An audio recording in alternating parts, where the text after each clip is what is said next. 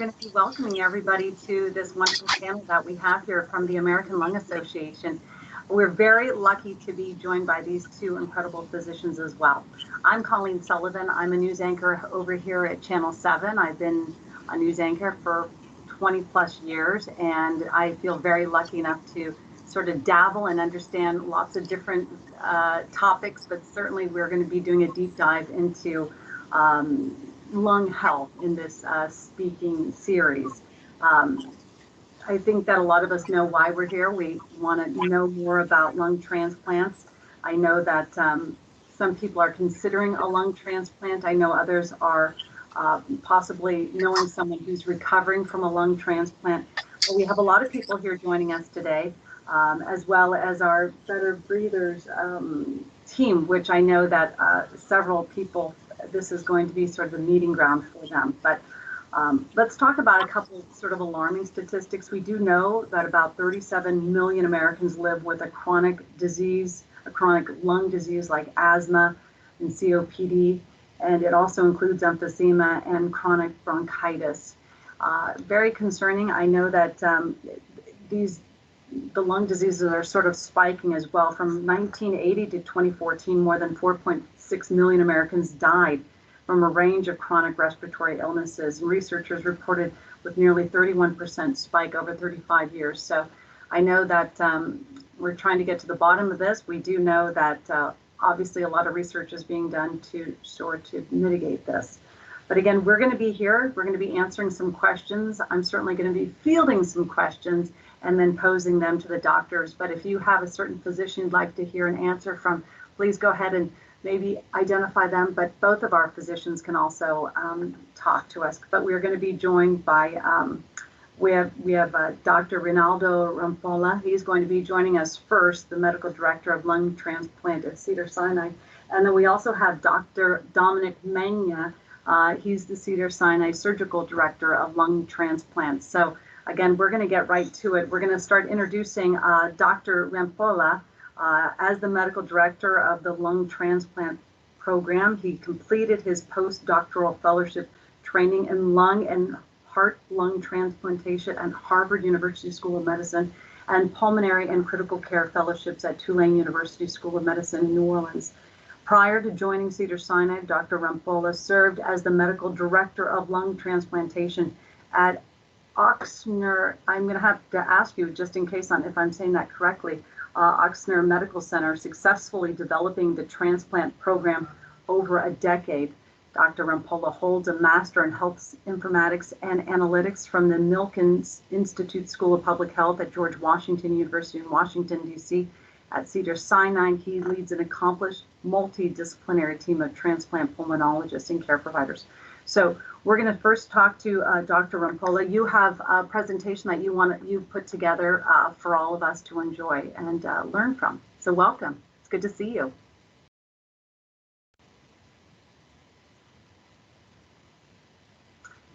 I have a feeling that we are dealing with a little bit of an audio issue. Again, Dr. Rampolla, maybe if you,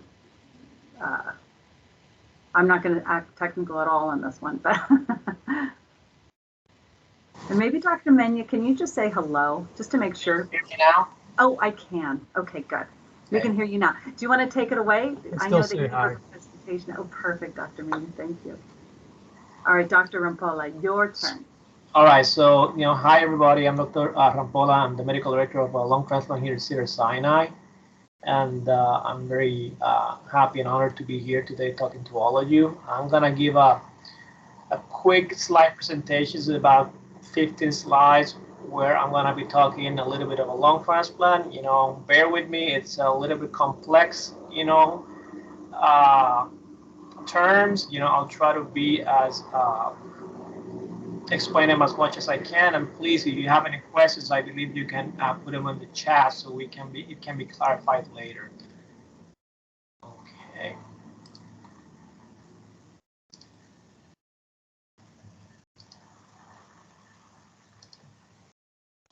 All right, can everybody see my screen now? All right. Okay, so we're going to discuss the epidemiology of lung transplantation. We're going to briefly talk about the indications and the contraindications for the procedure. And then I'm going to briefly discuss how to identify patients with the disease and the specific guidelines that we have for a timely referral for lung transplantation. So this is a Kaplan-Meier curve. Basically, what the Kaplan-Meier curve tells us is what the median survival of patients after a lung transplant will be. We can see three lines here in red, green, and blue. The one in red is basically the current era, which is from 2010 onward. The blue one is 1992, which is the early stages of lung transplantation, which started basically in the 80s. Well, we can see right now that in the current era of 2010 and above and onward, the median survival for lung transplantation at a year is close to 90%. That means that half of the patients that are getting transplanted in that time period of 1 year, 90% of them will be alive. And then, if we go a little bit further down, we can see that basically maybe 60% of them will still be alive at 5 years. And this is people with all conditions that require a lung transplant, okay? In our next slide, we see a similar slide, but this is all the way from 1992 to 2017, and this goes more into each disease. We can see in the top line, which is the purple line, the patient with cystic fibrosis are going to have, the longest median survival.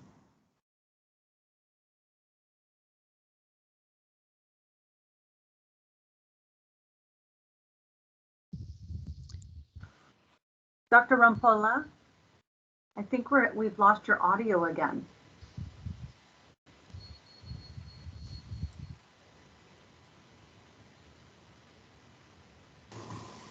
How about that? We hear you again. Perfect. Thank you.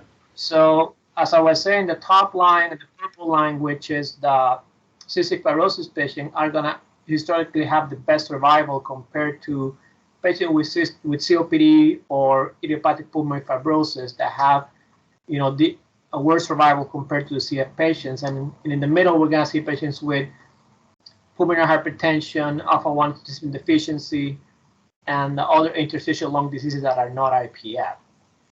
And if people ask me, why do you think that this is the case? Patients that are on the top line, let's say that purple line and that light blue line, these are usually patients who we transplant at a younger age. We're transplanting these patients in their 20s and 30s, compared to the patients who are actually in the lines that are blue and green. These are patients that we usually are transplanting in their late 50s or 60s, and nowadays here at Cedars, we're transplanting patients even in their 70s.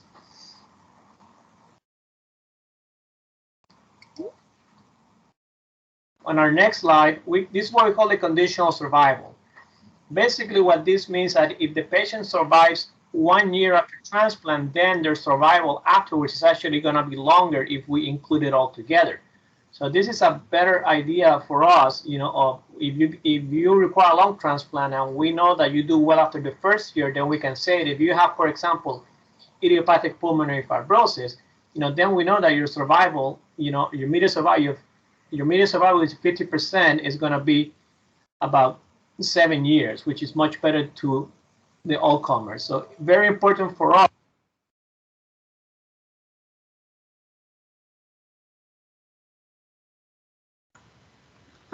It's almost as if you have a wire, Dr. Rampolla, that's not perfectly connected because we've lost your audio again.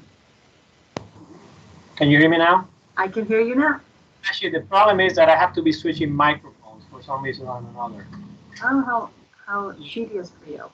So anyway, and let me try to go through this a little bit quicker. And basically, this is the survival by procedure. As Dominick is going to speak to later, we can basically do a bilateral lung transplant or a single lung transplant. And the decision to do one or the other depends on various factors that I believe Dominick is going to talk about. And but this is basically survival between the two of them. And we can see that the survival between the two of them is pretty similar. It starts separating a little bit after 3 years. but it's a very good option, for many patients, that maybe are have older age, have advanced age, or may have some anatomical issues that prevent us from doing a bilateral lung transplant. A single lung transplant is still a good option. So there's a lot of words in this slide. These are the absolute contraindications, meaning that if patients have any of these problems, we usually will not perform a transplant on them. I am not going to read them.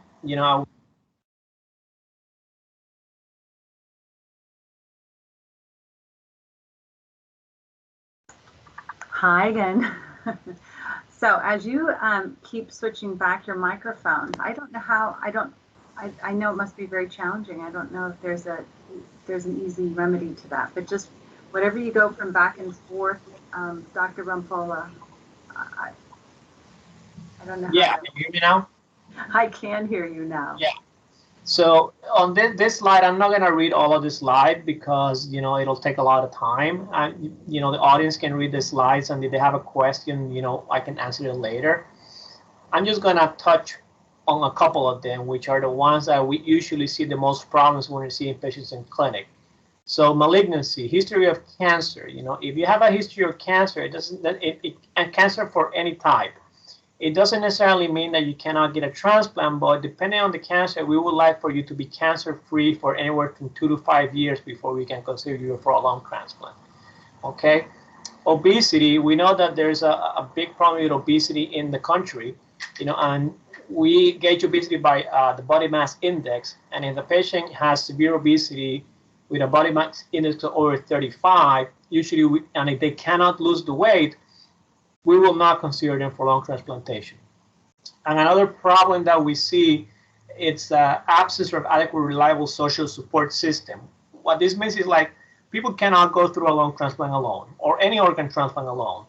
You're going to need, somebody that's going to be helping you, and an adequate social support system does not necessarily have to be your family. It can be a good friend, somebody that you trust, but it's somebody that, and our social workers are going to vet that.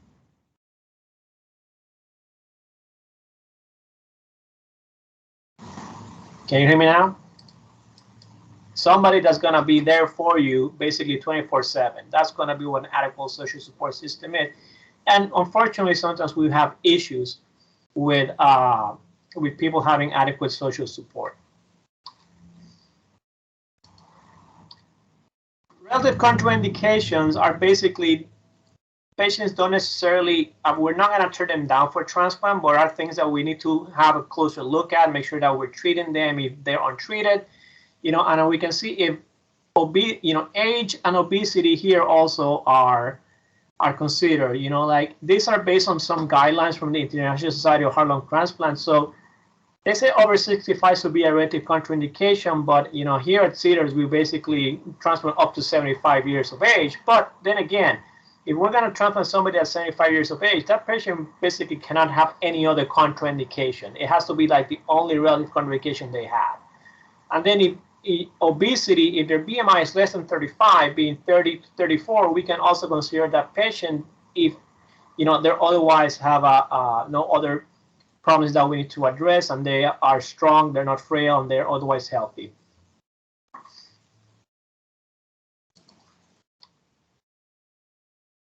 So if the patient is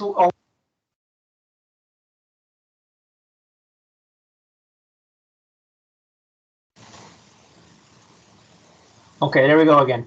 If the patient is on mechanical ventilation or on ECMO, which I know that Dominick is going to touch on later, it doesn't mean that we cannot. Historically, sometimes these patients were not considered for transplant because they were, very complex patients and very ill going into transplant. But nowadays we do consider them, and when we're bridging the patient for transplant, we usually have some criteria. If the patient is young, there's no multiple organ dysfunction, and they have a good potential for rehabilitation, we will actually go ahead and consider those patients for transplant. And not to steal Dr. Megna's thunder, but we've already transplanted 5 patients of ECMO this year because of COVID, and they're all doing well.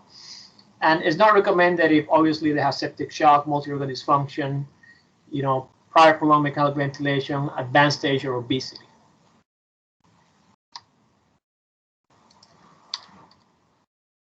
So in general, when is a patient considered to be a lung transplant candidate? We want the patients to have a high risk of death from their current disease. Basically, you know, if they have a 50% chance of dying within the next 2 years if a transplant is not performed, and if we need to make sure they're going to have a high likelihood of surviving after the transplant. Now, this is not something that is not easy to determine, you know, so it takes a lot of experience, you know, from surgeons, medical, you know, medical side, nurses, social work.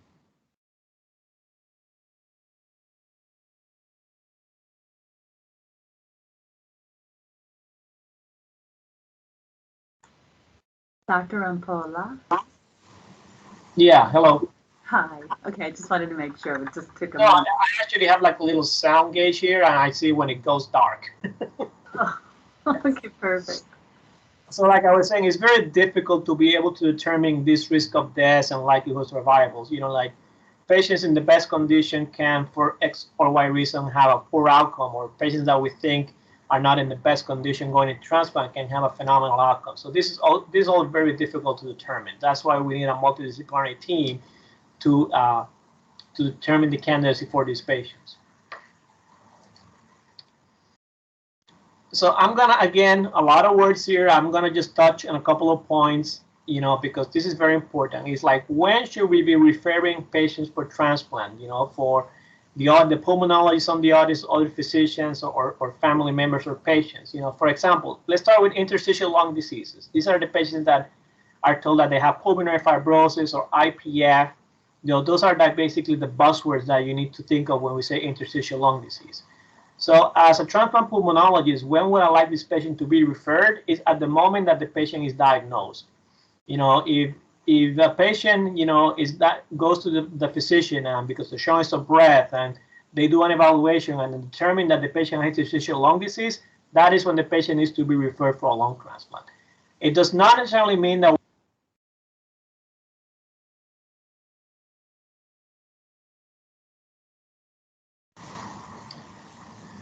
It does not mean that we're going to transplant the patient at that time, but we start to see the patient, and we can, and especially if the patient has some relative contraindications, we can start working with the patient so we have them ready for transplant at the time of transplant.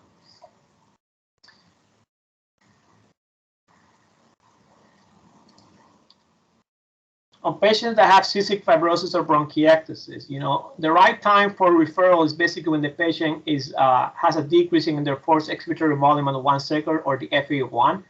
You know, if it's below 30%, that's when we believe that the patient should be referred for transplantation.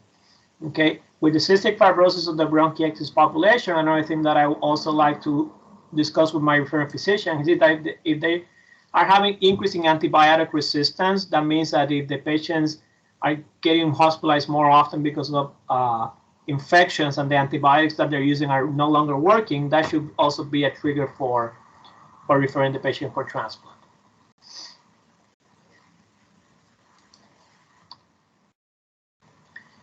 Pulmonary vascular diseases, or patients with pulmonary hypertension. And so when should the patient be referred for transplant? It's my preference is when they start using either subcutaneous or intravenous medications for their disease. You know, there are many medications right now for this condition.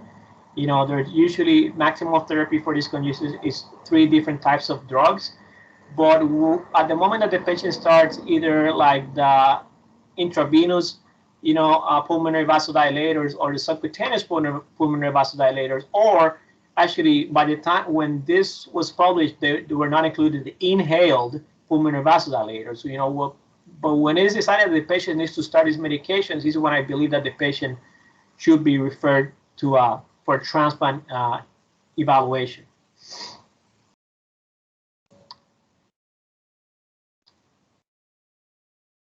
I skipped COPD for a second there. COPD, which obviously is a very prevalent disease in the community.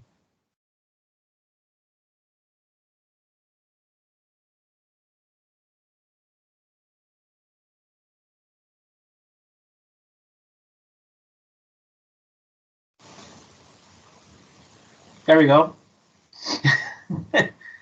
So COPD is a very prevalent disease in the community, very common. So for for the physicians in the audience, we say that when there's a both index of 5 to 6, and when we start thinking about timing for referral, for the patients or the caregivers in the audience, if you are on all the therapy, all the inhalers that are being prescribed, that are available, and you're still getting more short of breath, and you cannot have what we call a volume reduction, which we do bronchoscopically this day and age, that's when I believe that we should be referring the patients for a transplant evaluation. And there is another group of diseases that are called the connective tissue diseases. These are patients that either have rheumatoid arthritis, lupus, scleroderma, myositis, and these patients can present with a variety of lung diseases, like, they can have pulmonary fibrosis, they can have bronchiolitis, they can have pulmonary hypertension, or a combination of those. There's no specific guidelines, on when to refer or list these patients for transplant, but we basically just use, the guidelines that are set for other diseases to make this determination. We do need to pay special attention on patients with these conditions, because the connective tissue diseases are multisystemic diseases. So we need to make sure that other organs are not affected, and if they are, make sure that they're managed appropriately before we decide on listing the patients for transplantation. I do believe that that's the end of my slides. So now I think I will pass it on to Dominick, which has probably a more entertaining. Oh, no. And you're not going to be able to, we're not going to be able to let you go just yet. But by the way, Dr. Megna and I like that we both just smile every time there's a technological issue, because I think all of us know technology is not always all of our best friends. So you did a great job, Dr. Rampolla. I mean, it is extremely complicated what you do, and it's amazing. Let's talk about, though, I do have a question here. I have a couple questions, but the first one here is, and it's interesting.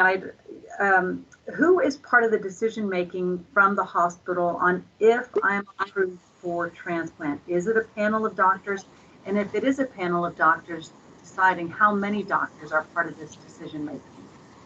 So thank you for that question. It's a good question. It's what we call basically the lung transplant selection committee. And the selection committee is composed of the pulmonologists that make part of the lung transplant team, which is myself and 3 other pulmonologists, and the surgeons that make part of the surgical team, like Dr. Megna and our other surgical colleagues.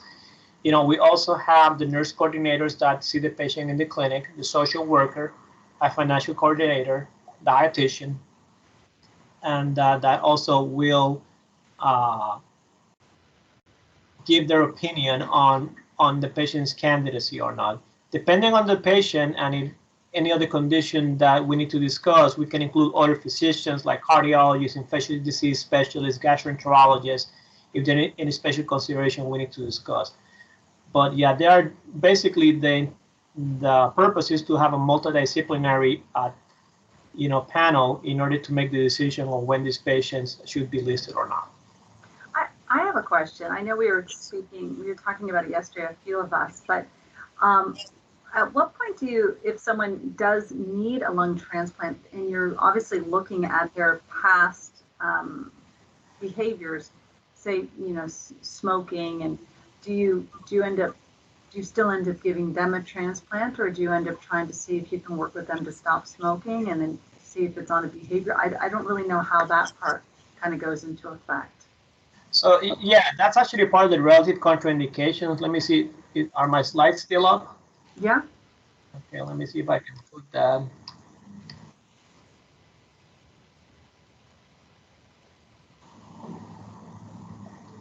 It might be in the.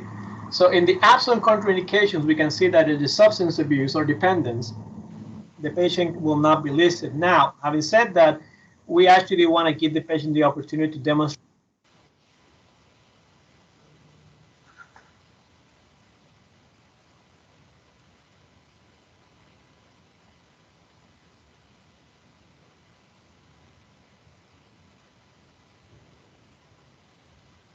Ray, I think you're muted. Yeah.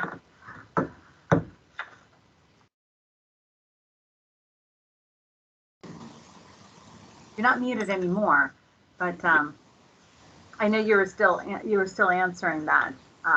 So yeah, so basically, like the patient need to be at least 6 months substance free, and for the patient that we identify as in substance use, we actually do frequent monitoring on them.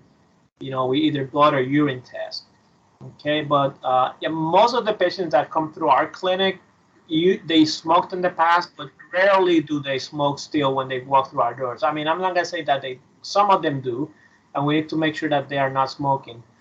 The issue that we see the most right now is chronic opioid use, because there's a lot of patients that have chronic pains for many reasons, and they use a lot of prescription opioid medications. And we want to make sure that we minimize the amount of opioid medication they're using, or preferably have them off altogether. And we usually work with pain physicians to help us with that.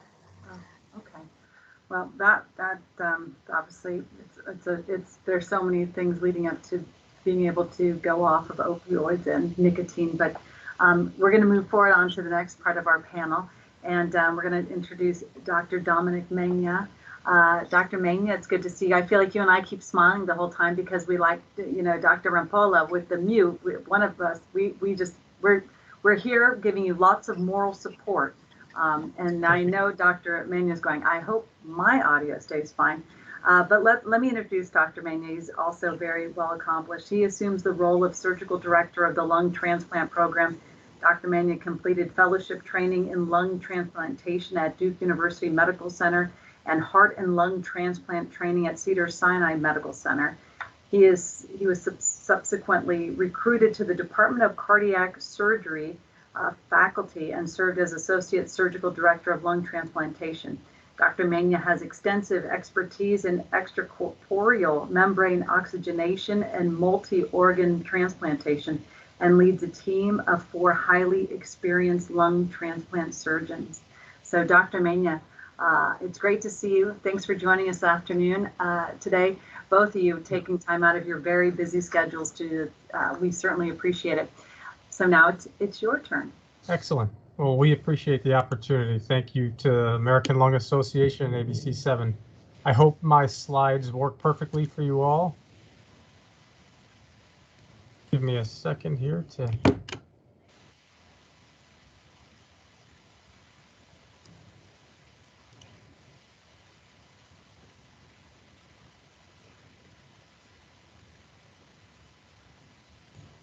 How are we doing? We're doing great. We're looking at your screensaver, wondering where is that? Could that possibly be? I don't know. Is that a vacation at some point somewhere? Can you see? I can see it. Surgical innovations in lung transplantation.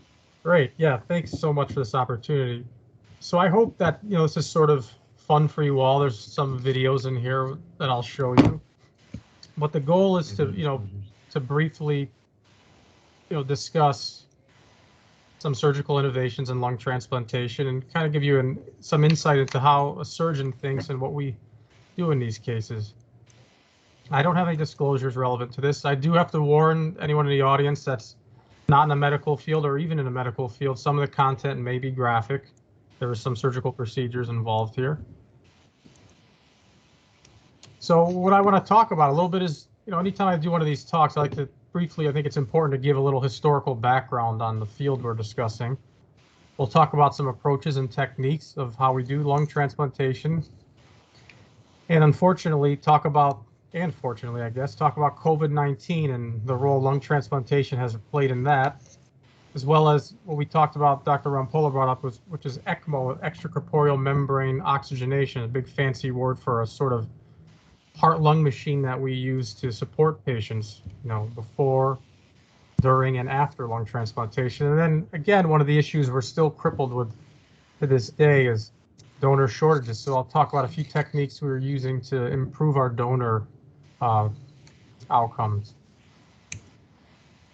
So historically,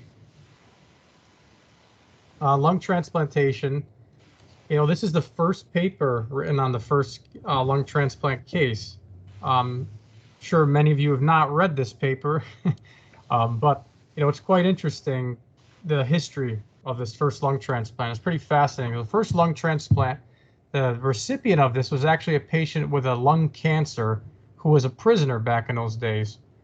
And they had asked if he would be the first lung transplant in a sense. We don't know all the details, and he'd be looked favorably upon, by society. That's surely not how we go about finding our recipients nowadays, but that's the reality of what had happened in 1963. Dr. James Hardy, who's the first author of this case report here, was the surgeon who performed the left single lung transplant. We don't know a lot about the donor. What we do know is the donor likely had a myocardial infarction or a heart attack, as we call it, and they then retrieved his organs in a sort of we call it donation after cardiac death.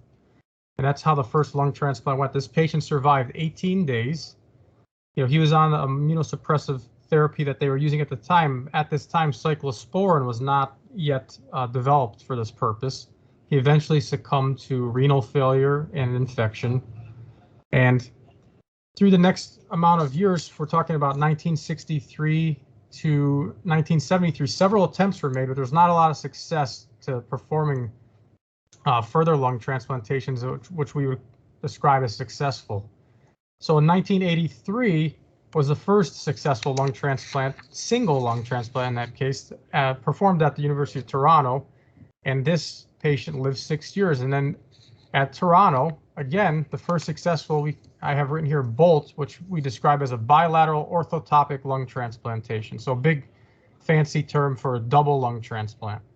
This patient lived 15 years, and that was considered a success. So you can see lung transplant has really not been around that long, since the 80s, really. And then another highlight in our history is in 2005, the lung allocation score was implemented. So the lung allocation score is a score in which each patient gets at the time of their listing. And this score essentially allows us to allocate organs based on a couple of things. One is the medical urgency, and then secondly, we really, really care about the recipient and their survival long term. So this score sort of helps to decide that, and it's a score of 0 to 100, and it's based on several factors that we use to essentially calculate the score in terms of who is getting a transplant first. It used to be that patients were getting transplants based on time they were put on the wait list. That's no longer the case. So once we put a patient on the list, how do we decide? Are they getting a double lung transplant or a single lung transplant?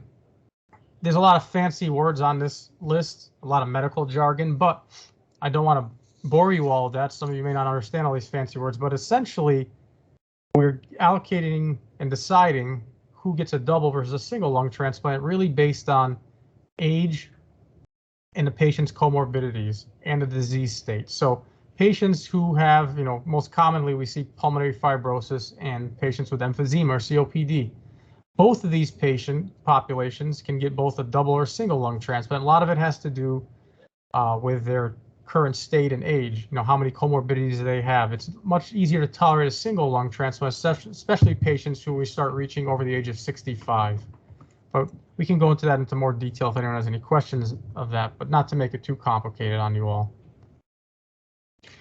This is how we traditionally perform lung transplant. I'm sorry if that's graphic for anyone. On the left, this is called a clamshell incision, and this is how we perform a double lung transplant. As you can see, all the way in the top left there drawing, it's a large incision made just underneath sort of the breast fold that goes across the chest, where we open both sides of the rib cage, essentially between the ribs and across the sternum. This is called a clamshell incision. And this is a great incision for us surgeons. It allows us access to everything. You can see where you have the RL and LL, that's the right lung and the left lung there in that screen. And the top of it would be where the patient's head is, but of course the patient's draped in this particular case. What are we trying to do now? So my partner, Dr. Pedro Catarino, came to us some months ago, and over the past 6 months we've been implementing what's called a minimally invasive technique.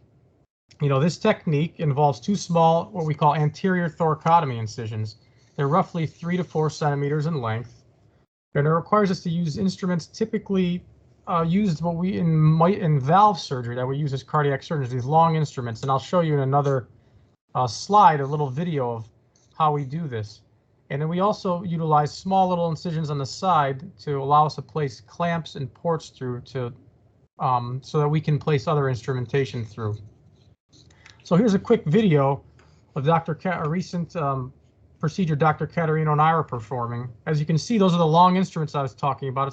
We're not able to get our hand inside the chest, but we're able to perform this procedure. It takes a lot of patience using these long instruments.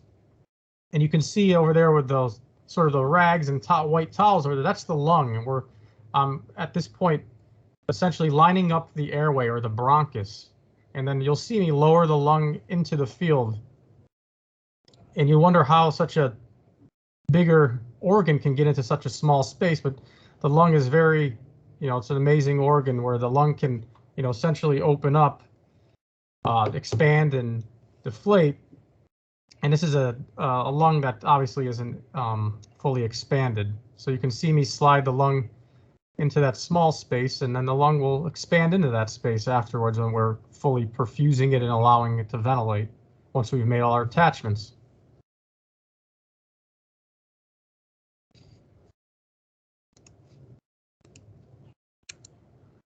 And this is what the result is at the end. That's the same procedure. This is what the incision that you'll be getting. It's roughly just under 3 centimeters, or excuse me, 3 inches in length, about 5 to 6 centimeters or so. And our feeling is that patients will have quicker recoveries because of such smaller incisions as compared to the large incision that you saw. In some cases, we do still need to make the large incision depending on case-by-case basis, but we're trying to utilize the minimally invasive technique in most of our double lung transplants and single lung transplants at this point. We think it'll allow us, quicker, improved pain scores, quicker recoveries, shorter intensive care stays, and patients may improve their breathing mechanics better in a quicker fashion long term. And most of all as well, wound complications will be less. So you can see, I'll play that video, I'm sorry. That's what the incision looks like at the end. This is the left side of the chest. And then you'll go over and you'll see what incision for the right lung that was performed as well onto the right side of the chest, which will correspond to the next right there. And after the procedure, you'll have 2 drainage tubes on each side, which are pretty standard. And what do we connect when we do a lung transplant? So we put the airway together, which is called the bronchus, or the windpipe, some people may call it. So we connect the airway. That's on the left screen there. Then we connect 2 other blood vessels. Important blood vessels are the pulmonary veins and the pulmonary artery. So the pulmonary artery and pulmonary vein anastomosis get put together, and then those are the 3 connections we make during the lung transplant procedure. And I want to skip forward now to telling you about a really important, process that we use. Not necessarily a process, but an adjunct to help us, and that's called ECMO. So this name, many of you may have heard on the news or have seen recently with COVID-19. So ECMO is called extracorporeal membrane oxygenation.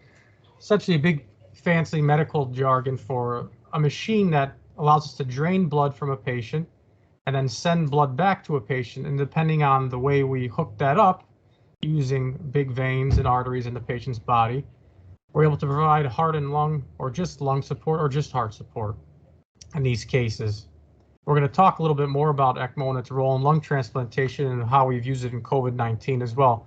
On the left here, I stole this picture from my colleagues at Duke. This is actually the goal that we try to reach for in having patients on this therapy, walking around and standing, as we know those are the best outcomes for patients who needed this therapy before lung transplant. I'll talk a bit more about that soon.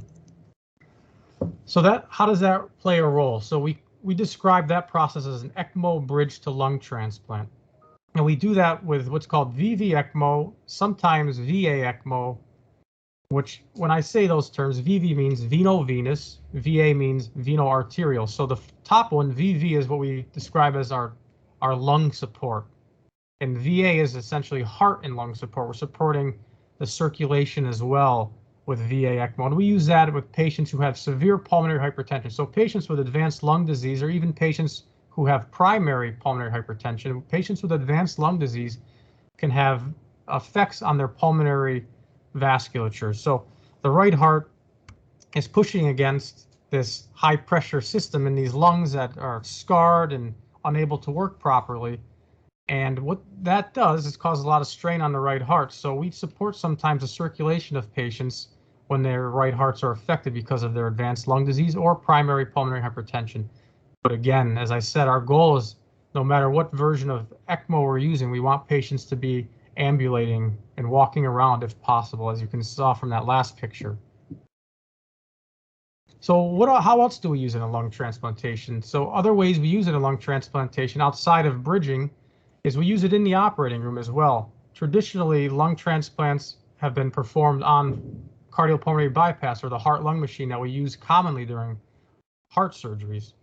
We use ECMO more nowadays during lung transplantation because we know that it can be used in this fashion and we don't need full cardiopulmonary bypass support. We can either do this in a planned fashion or sometimes it's unplanned.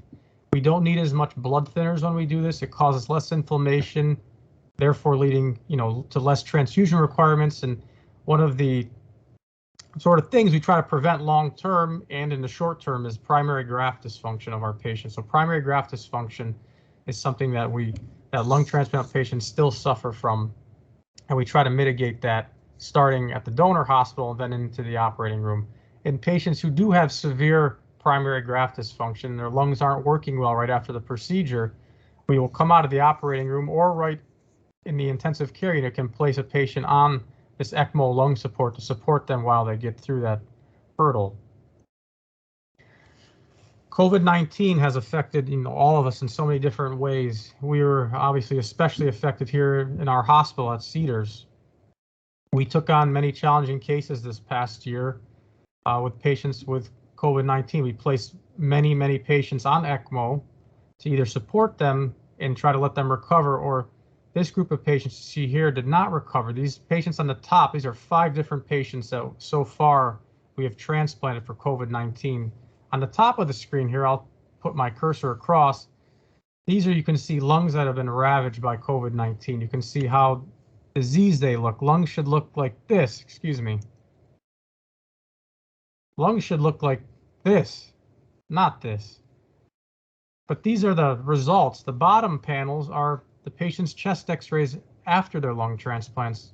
I can say, thankfully, that all these patients so far have done well after the lung transplants, despite how critically ill and how sick they've been. This wouldn't be possible without the, support of our intensive care unit. And, it's a huge team effort to get these patients through these operations and to get them to lung transplant. We've had to have all these patients on ECMO for many months. And, we're just grateful to our team to be able to provide our community with this kind of, advanced lung support. And then lastly, we're still crippled by the amount of donors we have. We still have a shortage of donors, and how do we help mitigate that? What kind of strategies do we have to improve our donor pool?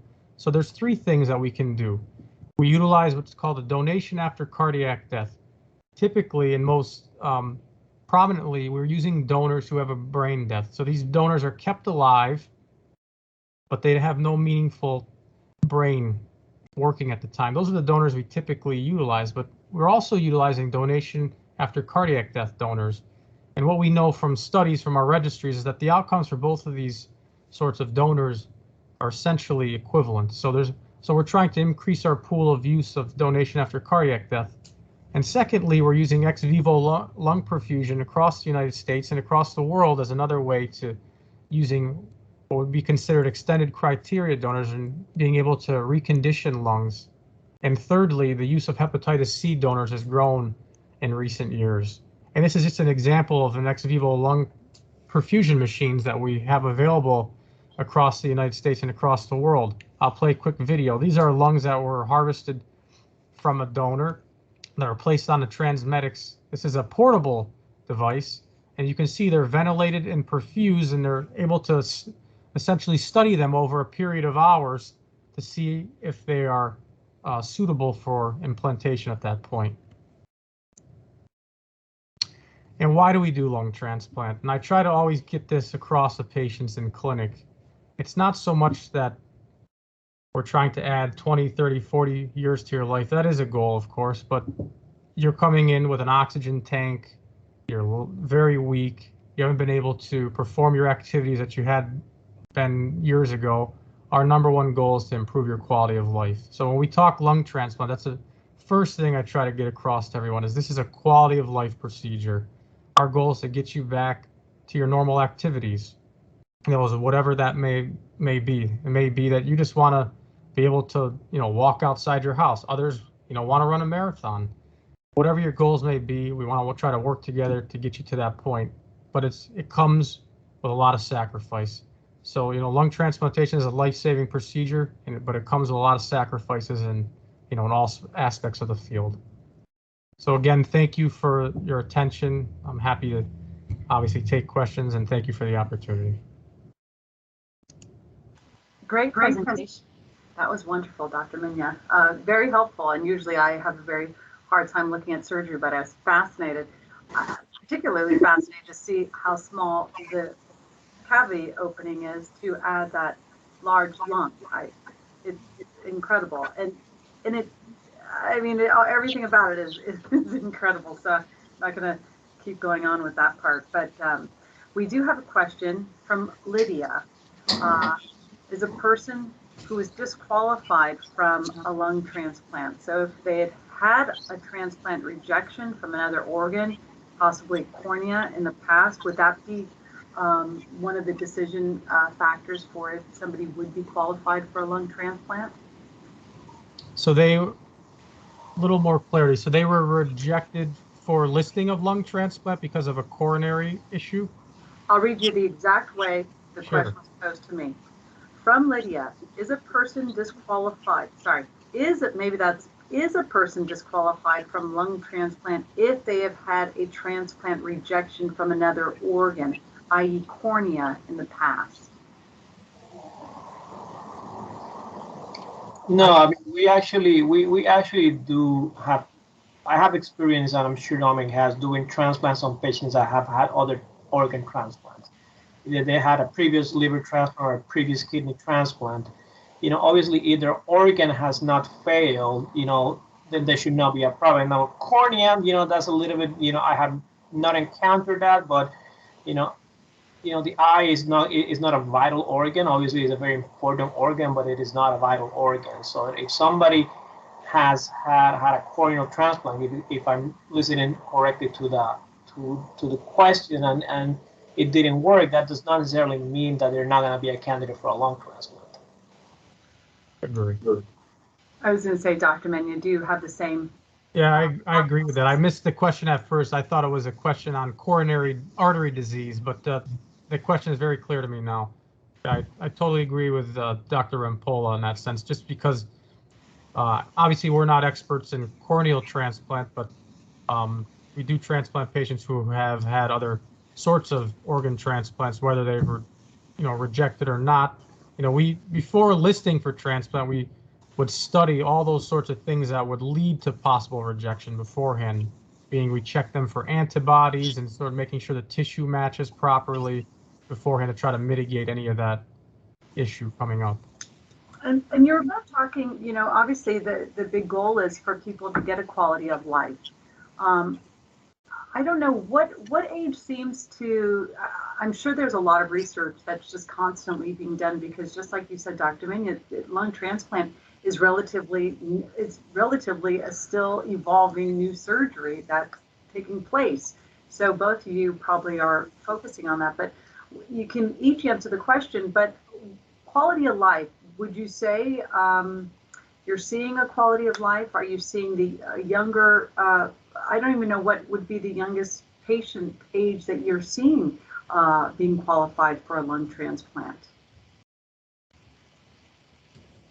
Ray, I'll let you start.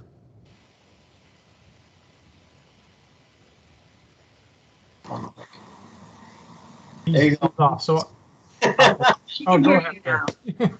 So yeah, I mean, there are pediatric lung transplant centers, and the youngest patient that I have done a lung transplant in was 13. That was a cystic fibrosis patient. That was when I was back in Louisiana.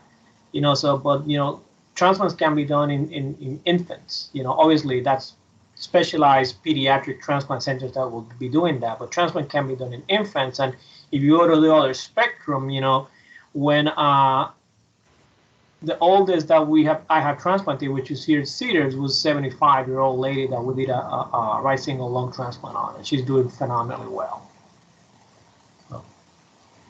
And then, Dr. Megna, you were talking about when you said sometimes one of the number one, you just want to see people have a quality of life, even if it's just walking or even running a marathon. Have you seen people make that kind of profound recovery to be able to have that sort of ability? Yeah, remarkably, you'll see maybe Ray's showing a picture. It's quite remarkable what people can do with good lungs. As you can imagine, you walk up the stairs sometimes and you get quickly winded. Imagine being like that 24 hours a day, 7 days a week. That's how these patients are. And as soon as, they have, a lot of these patients are so resilient. They've had chronic illness for so long. You give them the opportunity, you give them new lungs, the ability to breathe, and they breathe new life. They get new energy, and they're very determined. And they're patients that run marathons, absolutely. Incredible. So just on that, there's a picture here. There's me right here, and this is a patient. His name is Mike Diaz. This is a patient that I treated, back when I was in New Orleans. And this was when we finished the Crescent City Classic, which is a 10K over in New Orleans, about a year after he had his transplant. Wow, that's unbelievable. We also have, I'm sure. Let me double check to see if I've been given any other questions, because I know, we only have a few more minutes, and I thought I don't want to keep taking up questions. Oh, yes, we do have another question. How long would a transplant add to someone's life, generally speaking? I don't even know if you guys have that answer, but generally speaking, how long would you say?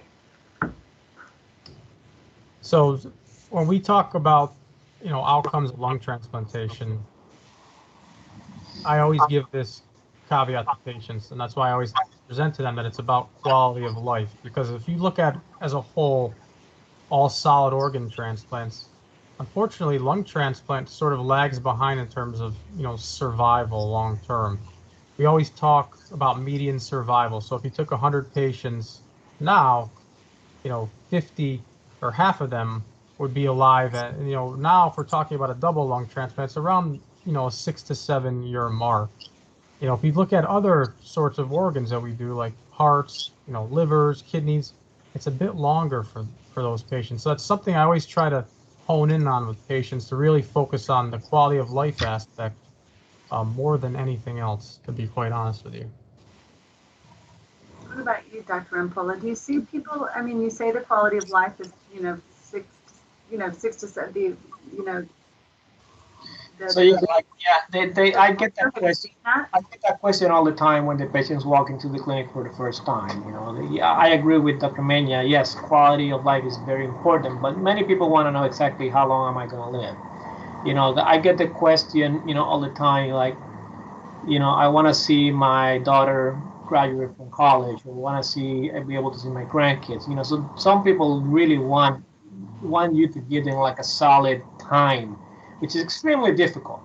And like I was mentioning earlier, depending on the diagnosis and the age of the patient, it's actually going to differ. But I think it's actually pretty safe to say that if all goes well, an average lung transplant recipient will probably have 5+ years out of life. Can you say it one more time? I started looking to see if I had another question. An average lung transplant recipient, if everything goes well, has no early complications. I'll go into it easily. Because your audio, early on, if they have audio that goes no major complications, you should expect an extra 5 years or so. Or more. Or more, yeah. Well, again, for any person who's wanting their loved one to stay one extra day, I think we can all think about, if you could have dinner with one of your loved ones who are no longer here, you'll take 20 minutes. So, to see an extra 5 years is remarkable.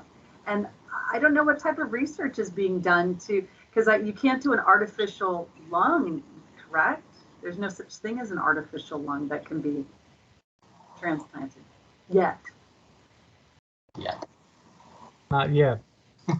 Oh, I mean, it's amazing because you can see there's a lot of things that people are, surgeons or researchers are developing where, you have a knee replacement and it's not someone's knee donor. It's, everything's being developed. So, and I know the lung is incredibly fragile. That's probably one of the most fragile transplants, isn't it? For sure. You have to think that, at all times, the lungs are exposed to the atmosphere. We're breathing constantly, and the lung is constantly exposed to the environment, unlike, the rest of our organ systems per se. Our skin, of course, but, in terms of solid organ transplants, the lungs are extremely fragile, as you say. Well, I know we have about 2 more minutes on our discussion. Maybe each one of you can give me maybe your final thoughts or any final advice for people who are sort of facing this in their life, or they have a moment where they can turn around something. If just any of your final thoughts on this. I'll talk to Dr. Rampolla. We'll give it to you first since we can't hear you, so we'll let you take it first. So I think it's really important. I think many people, don't have much knowledge of lung transplant, which you can imagine. Even, some of our colleagues in pulmonary medicine, I think early referral is really important to get patients in. Even though they may not need a lung transplant right away, it's really good to get them referred so that we can see these patients and follow them along to the point where they do need a lung transplant. We can get them at the right stage, so we're not sort of going further down the line where they're getting much iller and the transplant becomes much more complicated. There's a lot of things we can do in the meantime to try to help them. Yeah, so do I have a second for my final thought? I think you do. Yeah. So yeah, I would like to echo what Dr. Megna said. Like, I am a proponent of early referral. Like I say, the earlier you refer the patient, the better we can identify if there's any other, comorbidities that we need to manage before the patient can be listed or considered for transplant. And the other thing is, like, lung transplant is a good option. It prolongs survival and improves quality of life on patients. We have come a long way since lung transplant started in the 80s, where outcomes were not as great, and there still might be a little bit of skepticism about it, in the health care community, but it is a good option. We've gotten much better at this process, and with better surgeries, we're going to have better outcomes afterwards. So, those are my final thoughts. Well, I just want to say thank you very much. I know that if people do have questions, they will pose the questions. We will have those questions answered, obviously, by both of you two. But again, this is a wonderful lung health speaker series. And again, thank you so much, Dr. Reinaldo Rampolla, Medical Director of Lung Transplant at Cedars Sinai, and Dr. Dominick Megna, Surgical Director of Lung Transplant at Cedars Sinai. Thank you, gentlemen, so much for joining us today. I'm sure so many people are watching going, they felt like they've had a lot of their concerns answered and their questions answered. And I certainly have found this to be incredibly interesting. So thank you both for joining us today. And again, if you have any questions, you can certainly write in. You can see all the information on your screen right there. Have a great day. Thank you so much.